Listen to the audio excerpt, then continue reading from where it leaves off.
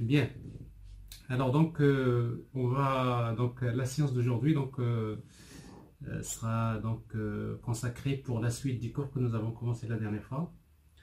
Euh, bon, c'est vrai que j'ai un peu pris le temps de vous mettre le support sur la plateforme. Je ne sais pas si vous avez lu un message que je vous ai envoyé ce matin-là, parce qu'en fait le support je l'ai déposé sur la plateforme Moodle de l'université.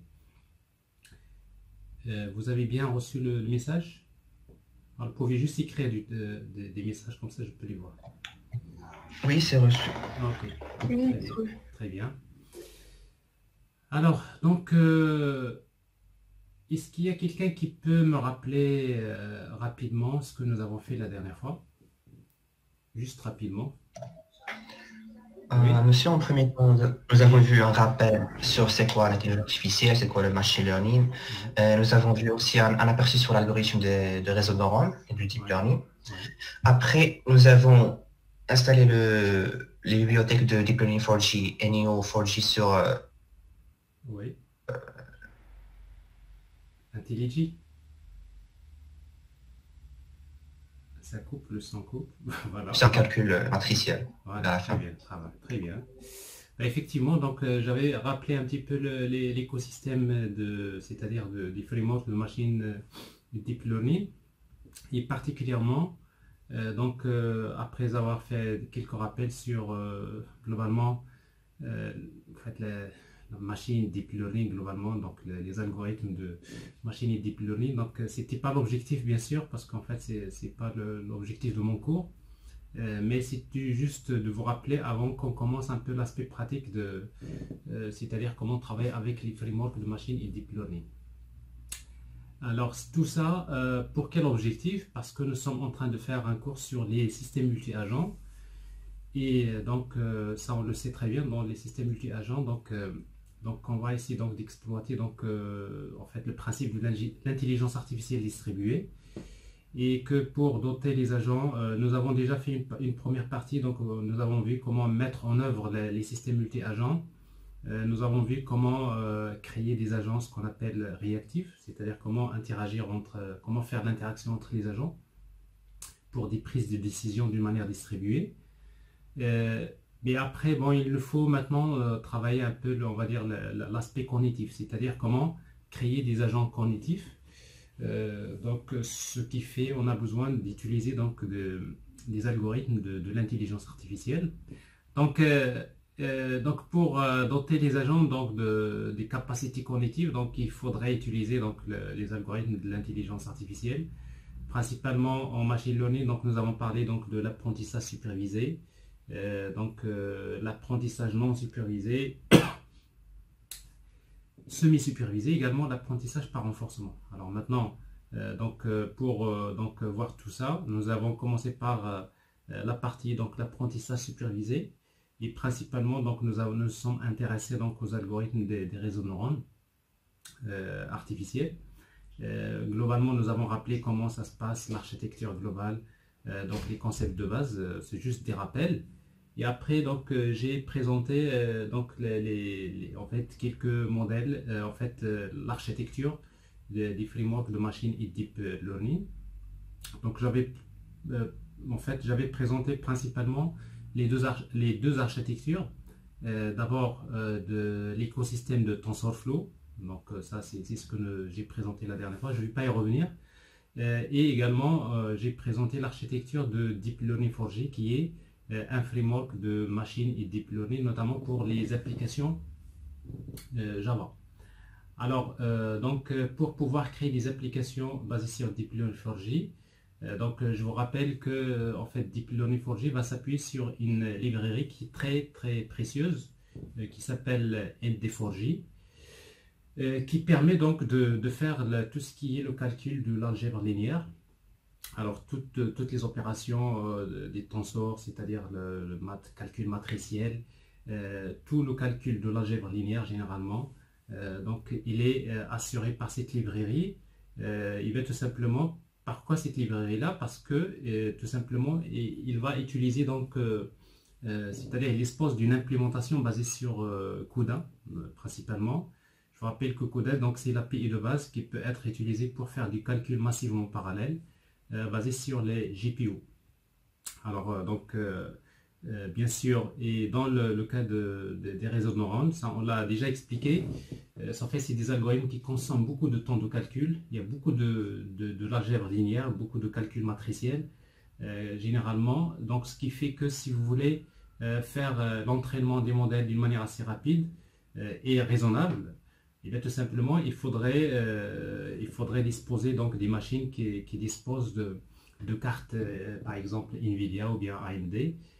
C'est-à-dire c'est des machines qui utilisent ce qu'on appelle les GPU. Voilà, alors maintenant je ne vais pas tarder là-dessus. Donc j'avais présenté Deep Learning 4G, donc on était sur le début donc de présenter la librairie donc ND4J. Nous avons dit que avant d'aborder donc Deep Learning 4J, donc nous allons d'abord s'intéresser à ND4J pour voir d'abord quelles sont les différentes possibilités offertes par cette librairie-là pour le calcul d'une manière générale, le calcul parallèle, et particulièrement quelles sont les fonctionnalités qui vont être exploitées au niveau de Deep Learning 4J. Voilà, alors donc je vais rapidement je vais reprendre la petite démo de la dernière fois et après on va continuer. Donc voilà, alors nous avons dit que pour utiliser donc DL4J, donc nous avons besoin d'utiliser d'abord des dépendances Maven suivantes. Alors donc je vais reprendre, je vais créer un nouveau projet. Donc je vais créer un projet Maven, voilà, Maven Project, que je vais appeler donc TP DL DL4J, plutôt ND4J, parce qu'après donc on va passer vers DL4J, Deep Learning 4J. Bon, je vais créer tout ça. Alors donc comme c'est un projet Maven, donc on a besoin de spécifier quelques propriétés. Alors properties, alors d'abord la version de Java, donc je travaille avec la version 8 ici, donc je vais utiliser maven.compiler.source, c'est 1.8, et la même chose maven.compiler.target, c'est 1.8. Et après les dépendances, donc dependencies. Alors pour les dépendances, donc j'ai expliqué la dernière fois que nous avons besoin des dépendances suivantes. Alors nous aurons besoin des dépendances suivantes. Donc il y aura tout ça.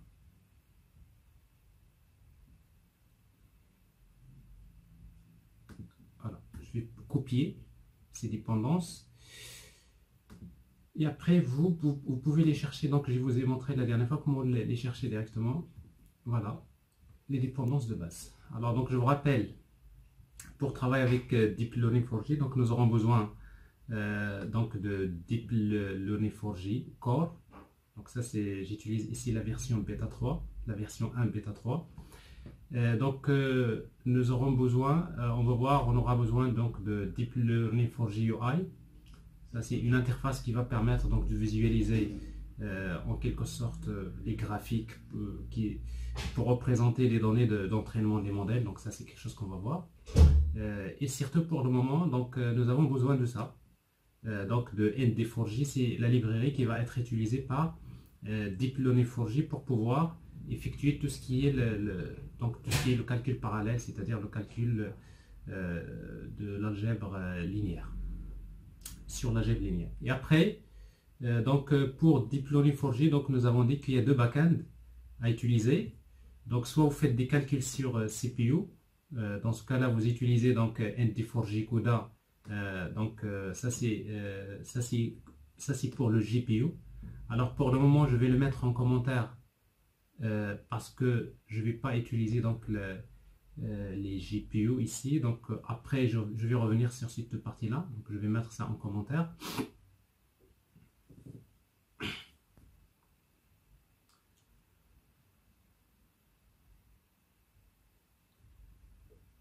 Donc vous avez deux backends, donc vous avez donc donc voilà, donc ça c'est pour c'est-à-dire si vous utilisez donc CUDA, c'est-à-dire si vous avez un GPU, donc forcément quand on utilise cette librairie, souvent c'est qu'on a c'est qu'on a on devrait disposer donc des GPU pour faire le calcul parallèle. Et à native, donc ça c'est pour CPU. Donc ça c'est CPU, GPU. Donc, et après pour faire la journalisation, nous avons besoin d'utiliser SLF4J. Voilà. Alors donc tout ça je l'ai rappelé la dernière fois. Donc ça c'est les dépendances de base qu'il faut utiliser.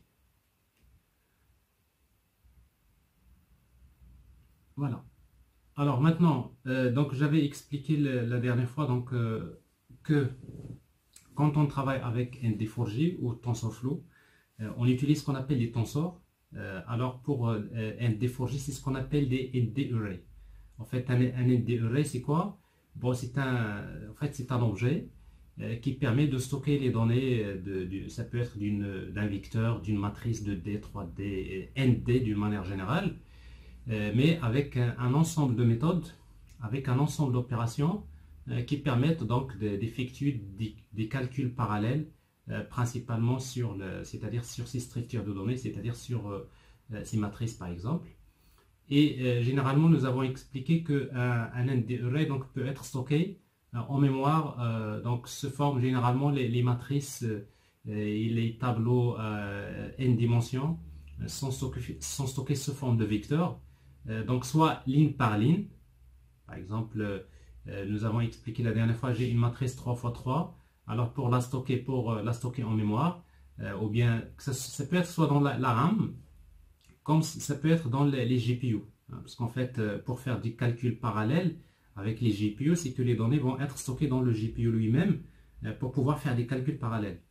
Parce qu'en fait, le GPU dispose également de ses propres registres internes, ses propres mémoires, etc. Donc tout ça, c'est quelque chose sur lequel on va revenir.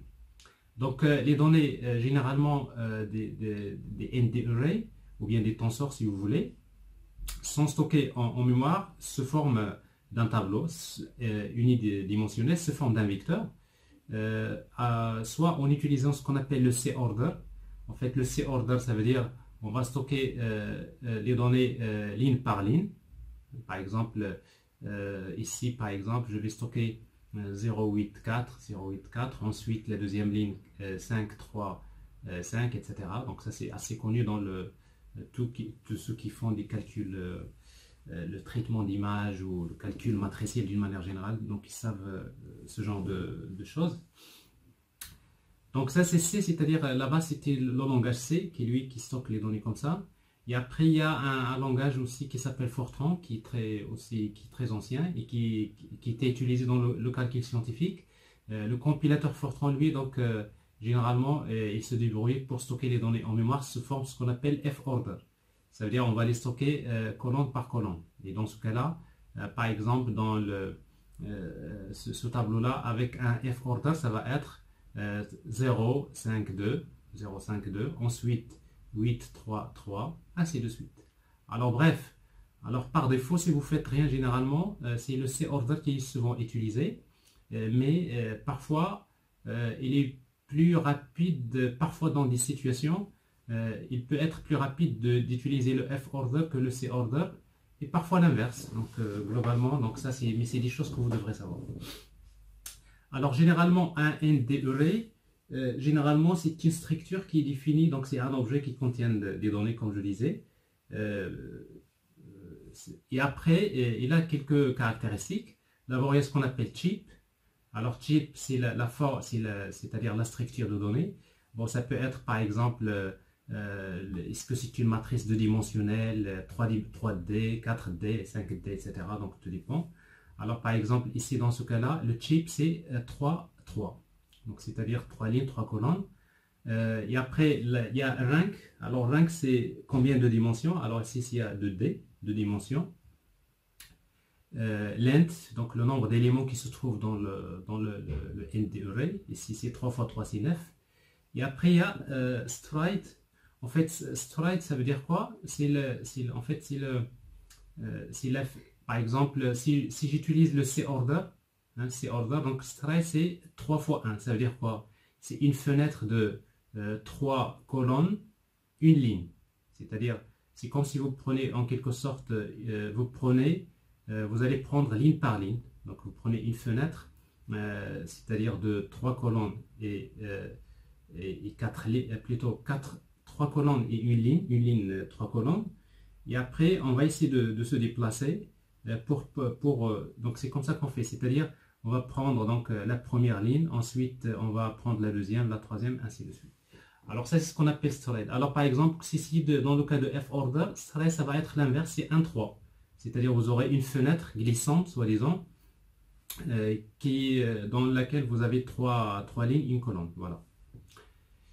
Alors ça, c'est en principe donc la notion de ND array. Alors pour créer un ND array, donc je reviens à mon exemple ici. Donc une fois que vous avez déclaré les dépendances, donc je vais créer un exemple d'application dans lequel on va essayer de travailler quelques juste fonctions de ND4J. Alors je vais créer test 1.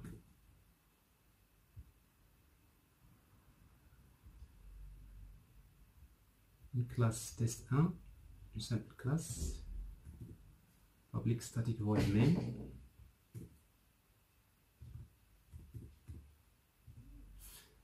Alors, donc pour créer des ND arrays, donc on va déclarer une interface IND array, tensor 1 par exemple T1 égale c'est ND4J librairie point. Alors par exemple, si vous voulez une matrice qui contient des 1, vous pouvez utiliser ones par exemple. Je voudrais une matrice qui contient des 1 de dimension 3 x 4 par exemple.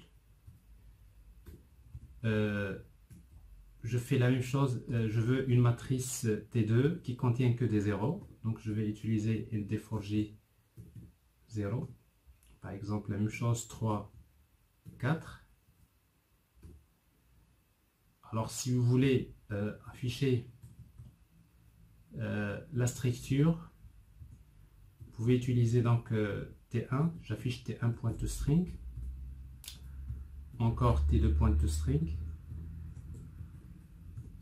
Voilà.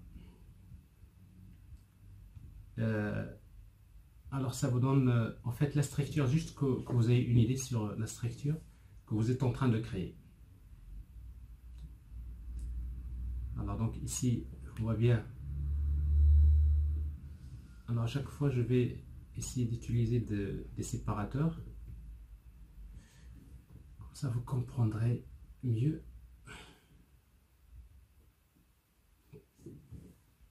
Voilà. Donc vous voyez, donc ça c'est une matrice de 3 lignes fois 4 colonnes qui contient que des 1. Et l'autre c'est 3 lignes, 4 colonnes qui contient que de 0. Voilà. Alors ensuite, donc, si vous voulez afficher donc, ce qu'on appelle des informations sur un int array, donc vous allez utiliser T1, par exemple, point shape. La méthode shape info to string, il peut vous afficher, il peut être utile pour vous donner des informations sur la forme, la structure de données. Alors, comme vous pouvez le constater, par exemple, ici,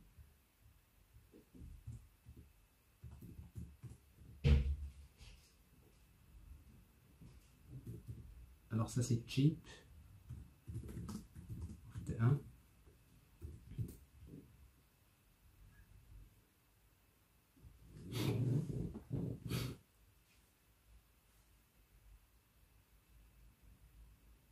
Voilà, alors ça donne quoi? Alors en fait ici, donc vous voyez ici rank c'est 2, offset c'est 0, donc ça c'est parce qu'on commence, il n'y a pas de offset ici. L'ordre c'est C, shape, donc ça c'est 3 x 4, stride c'est 4 x 1. Bon, globalement, ça c'est les caractéristiques dont je viens je viens de vous parler, shape, rank, length, stride. Alors tout ça c'est des informations concernant c'est-à-dire la structure de données. Alors, ensuite, si vous voulez créer Alors, je sais pas, peut-être je vais agrandir la taille des caractères. Pour vous, ça peut être un peu mieux. Alors, voilà, éditeur, font,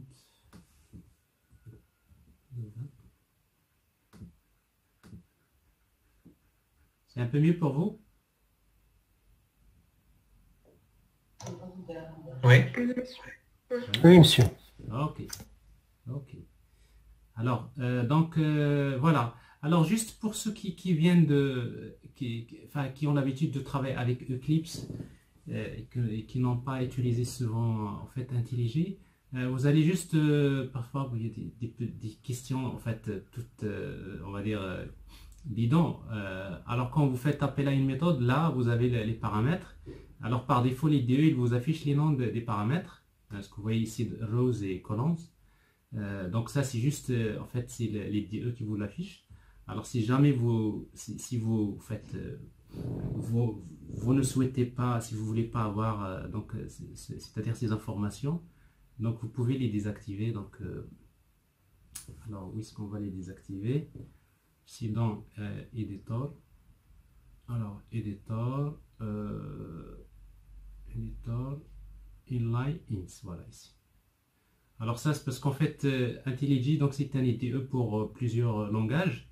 Alors moi je vais désactiver pour Java ici. Alors c'est juste vous voulez avoir des choses comme ça.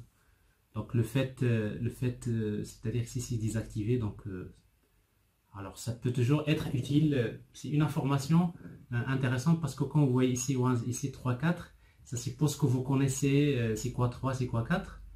Mais en fait IntelliJ va vous aider en quelque sorte.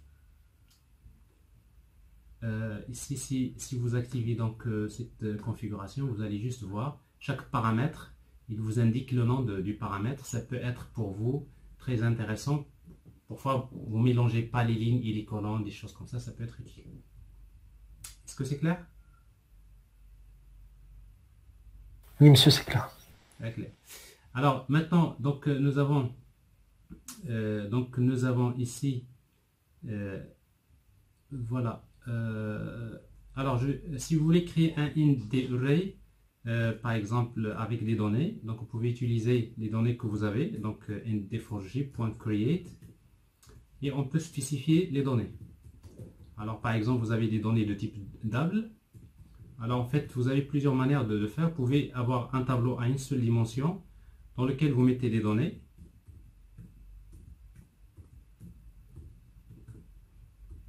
Etc. Donc ici j'ai 1, 2, 3, 4, 5, 6 par exemple. Et en fait ça c'est pas suffisant parce qu'il faut maintenant lui donner le shape, c'est-à-dire ces données là vous voulez les stocker sous forme d'un tableau une dimension, deux dimensions, 3D, etc. Donc c'est pour cela que je vais utiliser le deuxième paramètre, c'est le shape, dans lequel je vais spécifier par exemple un tableau int. Je vais lui dire donc je voudrais en fait une matrice de 3 lignes, de 2 lignes, 3 colonnes, 3 lignes, allez, 3 lignes, 2 lignes, 3 colonnes, voilà. Alors c'est clair, il faut que si vous faites 2 fois 3, ça devrait vous donner 6, c'est-à-dire le nombre que vous avez ici. Alors, ou bien encore, vous pouvez utiliser int_d, int_array, t4 égale int_d4j.create. Et là, vous pouvez spécifier, par exemple, si vous souhaitez que ce soit une matrice de D ou 3D ou 4D, vous voyez, donc c'est le principe, vous connaissez. Alors, je vais utiliser une matrice de D, par exemple.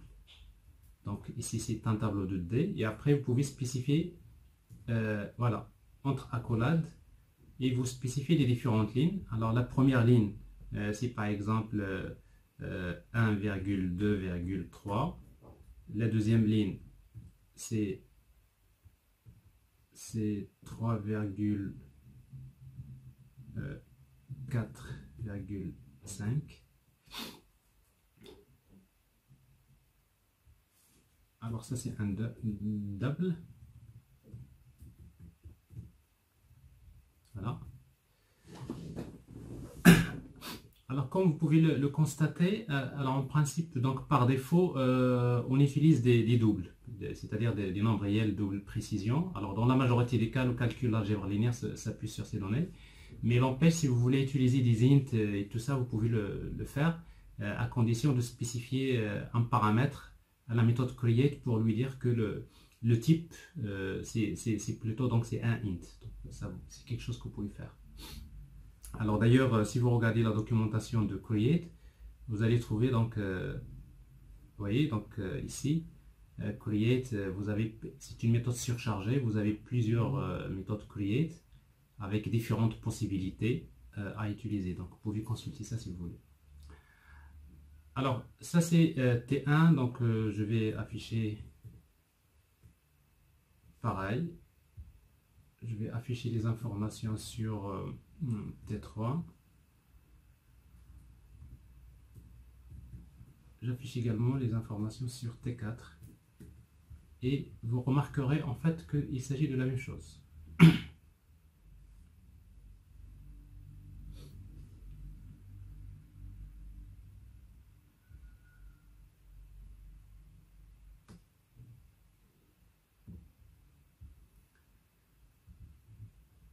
Voilà.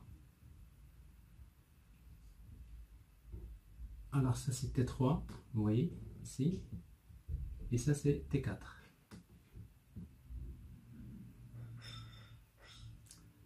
Alors après, vous pouvez dire par exemple, je crée c'est par exemple, vous voulez une matrice qui contient que des 10 par exemple, des valeurs, une valeur par exemple particulière.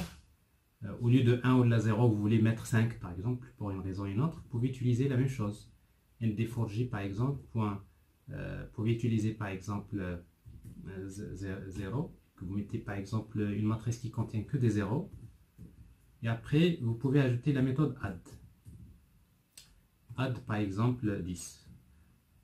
Alors en fait, le add, il permet d'ajouter un scalaire en fait. C'est-à-dire que tous les éléments, ça c'est T5, alors tous les éléments de la matrice, donc on va leur ajouter 10 si vous voulez. Alors c'est pareil. Ici, vous affichez T5. Bon, ça vous donne quelque chose comme ça. Alors ça c'est pour la création donc des ND arrays. Alors vous voyez ici donc c'est une matrice qui contient des 10. Alors après il y a d'autres opérations qu'on peut faire par exemple pour le calcul matriciel. Alors ça, on a fait l'exemple. Alors vous avez donc la multiplication de matrices et tout ça, donc comment on peut le faire. Alors ici donc je prends, je vais faire CTRL-C, CTRL-V, je vais créer un autre exemple, un autre fichier T2.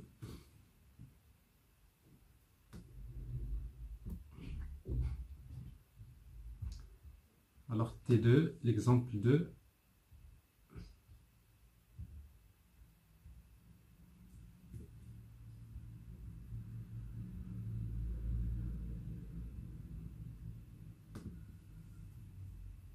Voilà. Alors dans l'exemple 2, donc je vais faire un calcul de matrice. Donc je vais créer un int array T1 égale nd4j point create une matrice. Alors maintenant il y a plusieurs manières de créer donc les éléments. Donc je crée une matrice de cette manière là, comme je disais tout à l'heure. Donc c'est une matrice de 6 éléments, 90. Et dans ce cas là je vais spécifier le shape, donc sous forme d'un entier qui contient deux valeurs. Le nombre de lignes pour moi c'est 2 lignes, le nombre de colonnes c'est 3 colonnes. Ça c'est la première matrice. Alors la deuxième matrice, donc je vais la créer de la même manière, T2 égale donc nd4j point create new int, je la crée de la manière suivante pour différencier. Alors ça c'est, je vais utiliser la même chose. Alors pour faire ça vous le savez, pour faire le calcul en fait le produit de matrice, c'est que le nombre de lignes de la première matrice, ici nous avons 2 lignes, donc ça veut dire dans l'autre matrice on devrait avoir 2 colonnes. Donc le nombre de lignes de la première matrice doit être égal au nombre de colonnes de la deuxième matrice. Donc ça c'est, alors ici donc ça veut dire je vais utiliser ici, ici j'ai 2 lignes et là je devrais avoir deux colonnes. Je vais avoir 2 éléments, par exemple 1,2, la première. Le deuxième élément c'est 4,5, par exemple. Alors ici donc 2 fois 2, une matrice 2 fois 2. Et ça doit être des doubles pour le moment. Voilà. Alors en fait si vous voulez...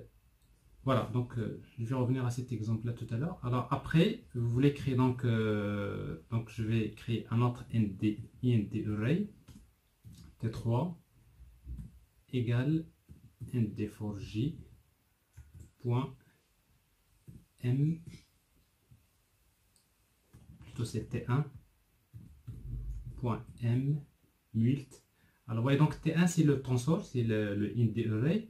Il contient des opérations de l'algèbre linéaire, par exemple matrice multiplication, donc je vais multiplier par T2. Donc T1 fois T2.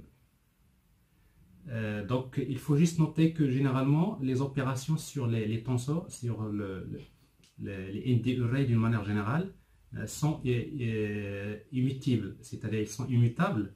Ça veut dire que quand vous appelez une opération d'un tensor, il ne change pas les données du tensor lui-même. C'est-à-dire, il crée un objet et après il retourne un résultat. Donc, ce qui fait que la multiplication va donner un autre objet T2.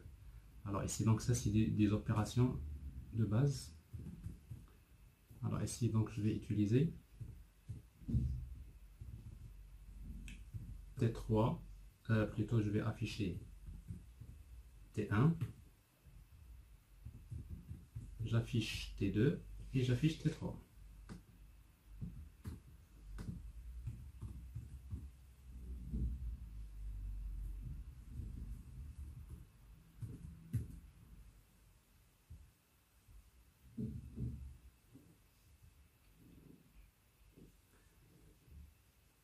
Alors ici donc vous voyez ici il y a une erreur au niveau du calcul matriciel. Il vous dit il ne peut pas faire le calcul d'une matrice, le produit d'une matrice 2 fois 3 fois 2 fois 2. Alors pourquoi? Parce qu'en fait ici il vous dit que le nombre 3 de lignes doit être le nombre de colonnes. Alors ici donc je devrais utiliser 2 lignes, ici 3 colonnes. Ici le nombre de... Alors ici il y a 3 colonnes et là, oui c'est ça, le nombre de colonnes doit être égal au nombre de lignes. Alors ça veut dire que pour la deuxième matrice, je devrais avoir 3 lignes. C'est bien ça? Alors 3.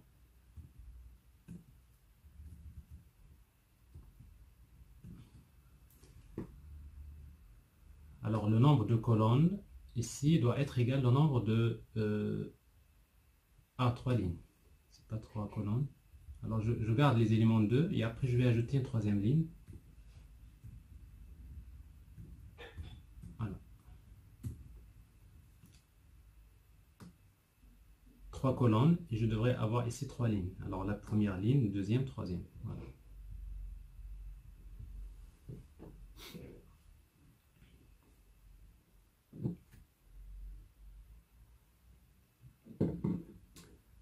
Alors ce qui nous donne ici, voilà. Alors la première matrice, elle est là, c'est 2 lignes fois 3 colonnes. La deuxième, c'est 3 lignes fois 2 colonnes. Et au final, ça nous donne, c'est 2 fois 2, c'est-à-dire une matrice de 2 fois 2. que vous avez ici. Voilà. Alors, ce qui est intéressant, ce qu'il faut noter, c'est très important, hein, parce que là, c'est des calculs matriciels. Donc, je ne sais pas si vous vous rappelez, quand vous avez appris au niveau de l'algorithmique, comment calculer le produit de deux matrices. Sans doute, c'est des algorithmes que vous savez faire. Il y a beaucoup des boucles, donc pratiquement à faire. Mais ça, si vous le faites au niveau des CPU, si vous avez une grande matrice, c'est-à-dire si vous avez des matrices, par exemple, si vous travaillez avec des images, donc je vous rappelle que les images en deep learning, des images, c'est parfois, vous trouverez donc 1000 pixels fois 1000 pixels au plus, donc c'est beaucoup de données. Et après, si vous voulez donc faire des calculs matriciels, donc ça peut prendre énormément de temps. Mais ce qui est intéressant ici, c'est ça, c'est quand vous appelez la méthode, parce que sinon tout ça ne servirait pas à grand chose. Le plus important, quand vous utilisez vous créez un int des arrays, vous appelez la méthode de multiplication matricielle, ben, tout simplement c'est mmult, il y a une implémentation basée sur CUDA et qui permet donc de faire des calculs parallèles si vous disposez des GPU. Donc c'est-à-dire si vous avez un GPU Nvidia par exemple Tesla, qui est en fait réputé par sa puissance, après vous allez voir, il y a une grande différence entre le temps de calcul sur le CPU et le GPU. Donc ça c'est principalement, il ne faut pas oublier ça. C'est que quand vous utilisez ND4J, c'est parce que dans ND4J, pour chaque opération, il y a une implémentation massivement parallèle basée sur CUDA, qui va accélérer le calcul. Pour faire des calculs, ce qu'on appelle massivement parallèles. Est-ce que c'est clair?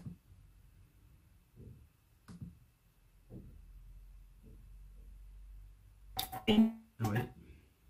Ok.